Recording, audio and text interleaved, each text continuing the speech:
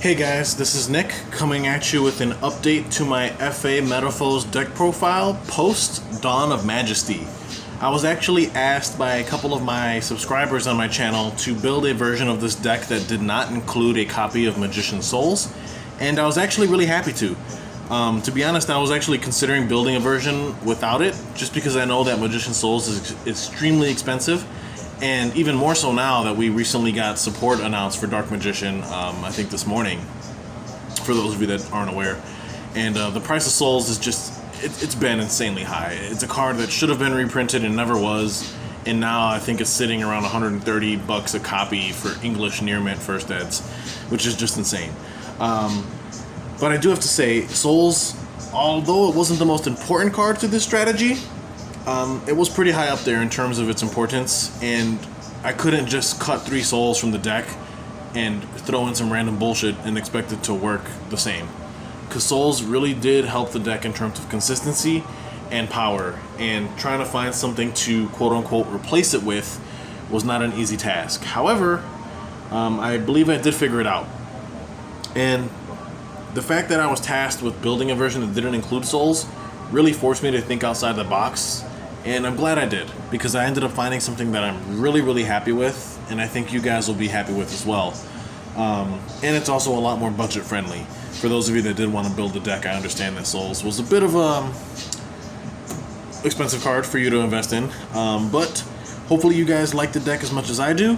Keep in mind, this version of the build is tailored for the current format, so decks like Tri-Brigade, Striker, Prank Kids, Drytron, what else do we got in the format? Shaddoll Invoked. This particular version of the build is specifically designed to combat those strategies. So without further ado, let's go ahead and jump right into the profile, and we'll get to see some of the spice that I decided to run in place of Magician's Souls. So of course, per usual, we are on the triple copies of FA Auto Navigator. She is your most important card in the deck, hands down. She is your starter, she is your extender, she does everything and everything you ever wanted her to do. So no matter what version of FAs you're playing, you are without a doubt playing 3 copies of her. Then next up, we are on 3 copies of FA Hang On Mach. Hang On Mach is an interesting card. Having access to a main decked Macrocosmos is something that I think most decks kind of take for granted. This card, once it gets to level 7 or higher, banishes any card sent to your opponent's graveyard instead. That is a huge blowout effect. Pretty much every deck in the meta right now relies on their graveyard to some sort of extent. So having a Macrocosmos on field, just an auto win against certain strategies, to be honest. So 3 Hang On Mach, it's just really cool, and he's also really difficult to deal with as he gains levels. We are on the 1 Dark Dragster. I wouldn't play any more than one of this, partly because you can only control one at a time, but it does function as an additional FA name in deck and can special summon itself for free, which is cool. Being able to reduce its level to pop cards is nice as well, so just the 1 copy is more than enough. And then moving into the Metalfoes engine, we are on 3 Bismugear. We were previously playing 2, but I needed actually another high scale.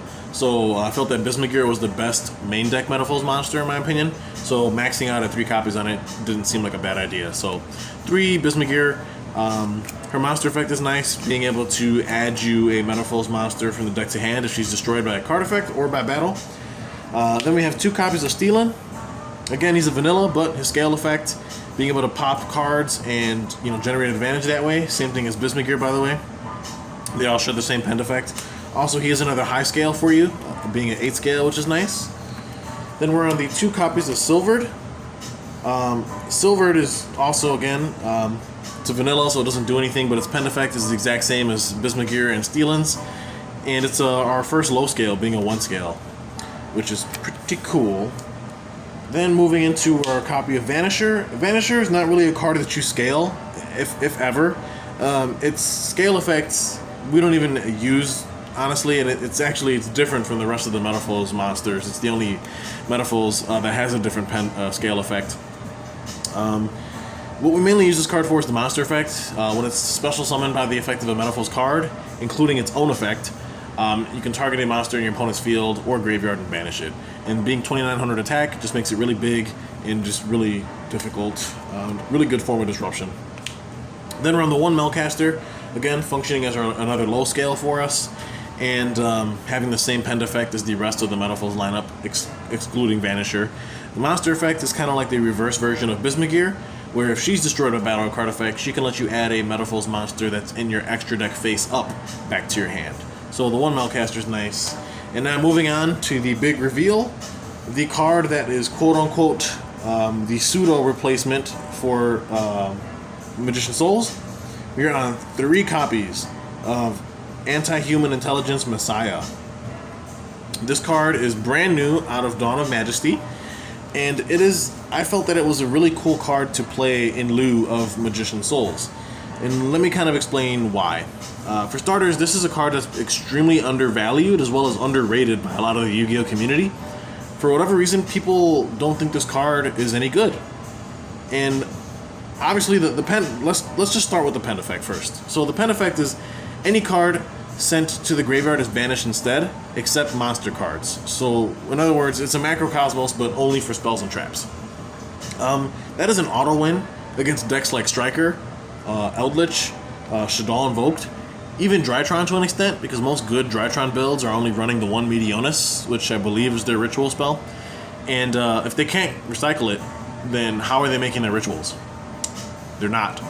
So this definitely hoses a lot of some of the meta decks in the format right now with the pend effect alone, which is nice. And main decking a card like this is even better because when you come across those strategies, you already have a really good counter to what they're trying to do, especially when it comes to Striker or Eldritch, which people are still playing.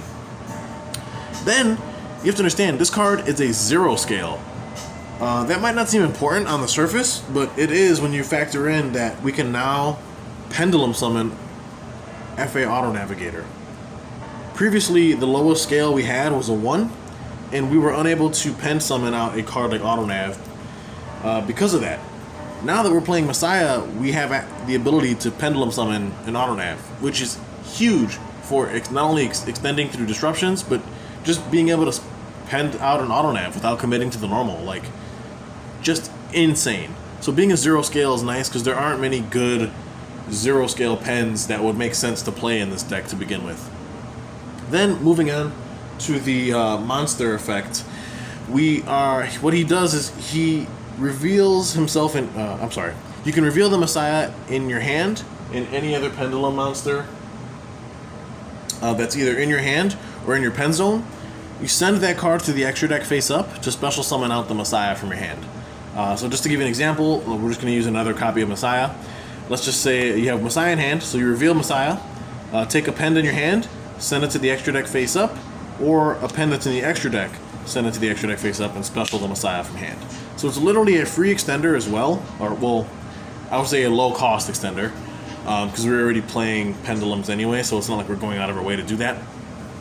But Me-Psy-Ya is just insane, also having really good stats, and his monster effect's kind of funny. If another monster is normal or special summoned while I control this card, during the end phase, you send those monsters to the graveyard. That's kind of annoying for your opponent to play through, so like if you just end on nothing but this, your opponent's got out a 3k defender that at the end of their turn will send their entire board they made to grave. That is sending, non-target, non-destruction. So I think Me-Psy-Ya is a really great card, and I think it's being really undervalued by the Yu-Gi-Oh community overall. Maybe I'm just like hyping it up too much, but let me know what you guys think. I personally think it's a great card, especially in this deck. Being a free extender like that helps you make your auto nav plays into Hulk a lot easier, or just synchroing up into like a level 9 synchro, for example, using this in auto nav.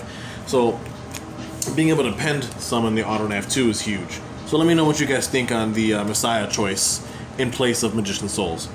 Also, something else to note, it's pretty cheap. I think on TCG Player right now, it's only about 10 bucks a copy, so way cheaper than Souls is. But moving on, we're on the 1 Despot 1 and the 1 Colt Wing.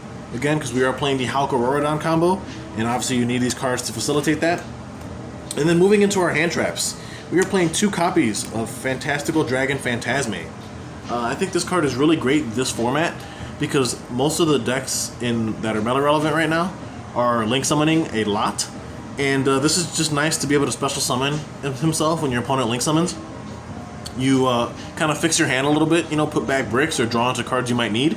And then also offering a pseudo form of targeting protection for monsters. If you summon out a Fantastical, it makes going into Halka-Fibrax a little safer, since your opponent, if they would try to target it with something, you can just Fantasmay to negate, which is nice. And it's a level 7, so you can also Pendulum Summon the Fantasmay from hand. So even if your opponent doesn't Link Summon or you're going first, there are still ways to get this out of your hand very easily.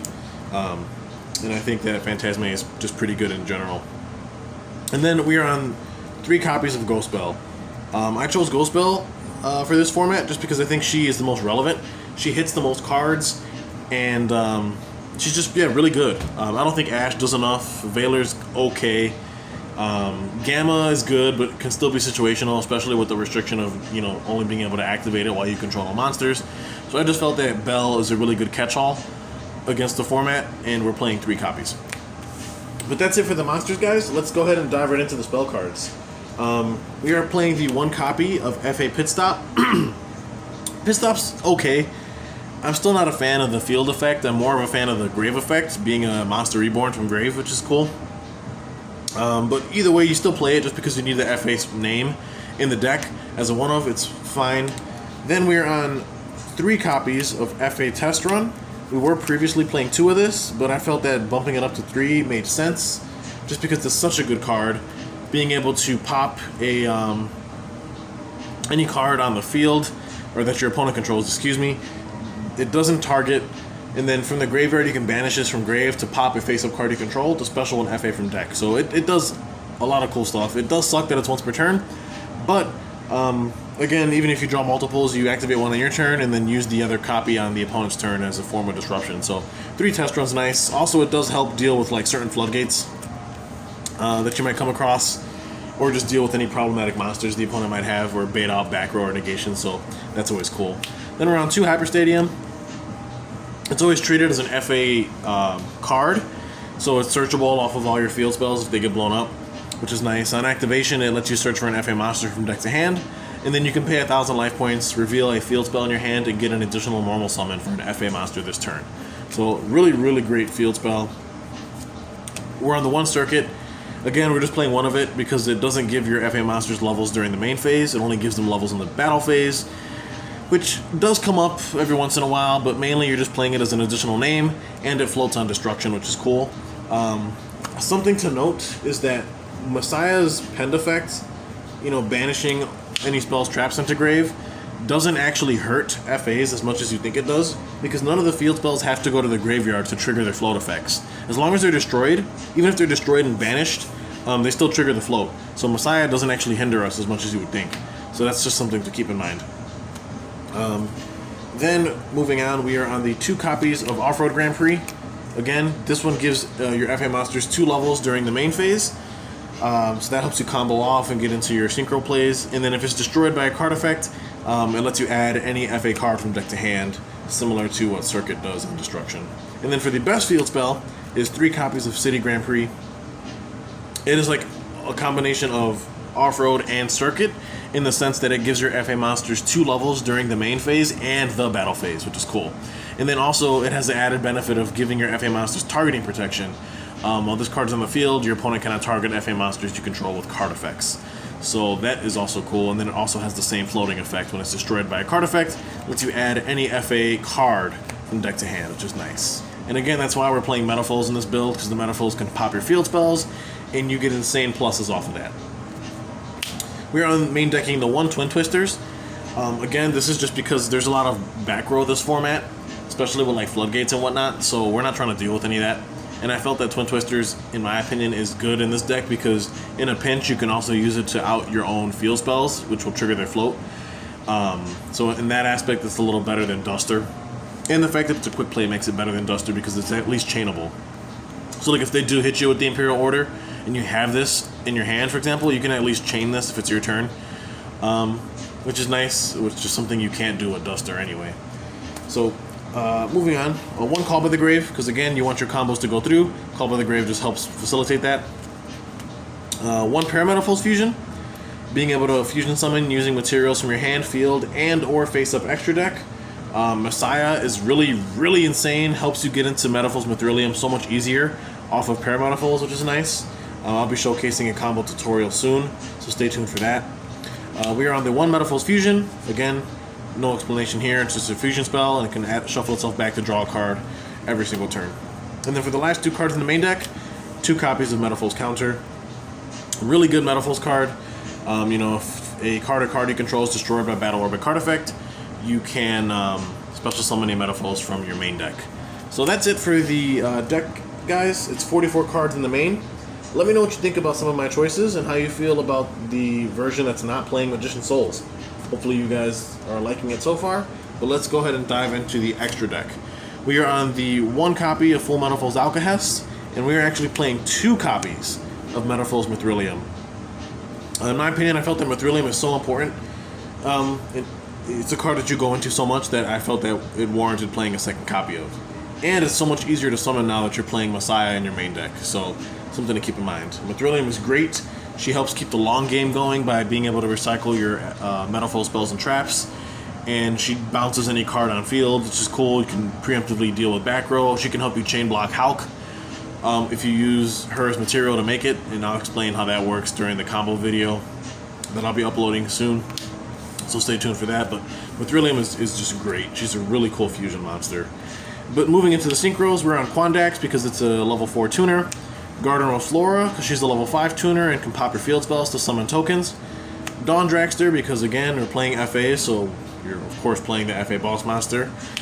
Wind Pegasus at Ignister, again, because there's a lot of more back row this format, so we want a card that can deal with back row. And Despia was just released in Dawn of Majesty, and people are testing out, like, Dogmatica variants. So people are playing Maximus again in their main deck, and this is a good card to send if your opponent tries to hit you with Maximus. We are on the 1 copy of Cyberse Quantum Dragon. This card is probably my favorite generic level 7 synchro. Being able to out almost any monster in the game. It can even out Dragoon. It doesn't target, doesn't destroy. Really cool level 7 to go into. 1 Omega. Omega's still broken. Also a really good card to send off of Maximus if your opponent hits you with it. 1 Savage Dragon, again, because we're playing the Auroradon Halka Fibrex combo, so it's a really good level 8 synchro to make. Then we're on the 1 Motorhome Transport. Still a house of a card, or a truck of a card, I should say. But either way, Motorhome is just awesome. It gets really big, it gets really difficult to deal with, and it hits for a lot of damage because it gains 300 attack times its level, so big boy. Then brand new out of Dawn, we're playing Stellar Wind Wolfrayet. This card is a really great generic level 9 synchro. Its base attack is 2500, but each time a monster effect is activated, it gains 300 attack. And then while its attack is 4000 or higher, you can quick effect shuffle the wolf back into your extra deck and shuffle all monsters your opponent controls into their deck. Huge blowout card, and it's very easy to make in this deck, and very easy to get his attack up to 4000 because each time an FA monster gains a level, that counts as an effect activation, so it counts towards his attack gaining, which is cool. So 1 copy of that. I also think it's a card that's being slept on a little.